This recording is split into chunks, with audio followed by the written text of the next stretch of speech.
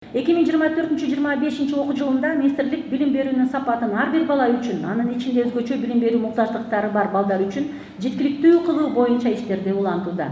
Өлкө боюнча 650дөн ашуун мектеп инклюзивдик практикаларды ишке киргизип, аймактарда ресурстук борборлордун күйүнү кеңейтип жатат. Окуу программалары жаңыланууда. Ал эми мугалимдер инклюзия маселелери боюнча атайын окуудан өтүүдө. Санариптик чечимдерге өзгөчө көңүл бурулууда.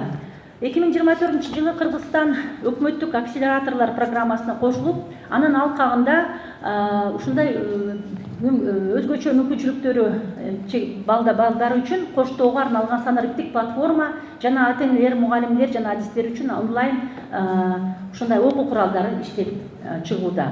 2025 жылдын аягына чейин бул платформалар 3000ден ашык баланы камтуусу күтүлүүдө.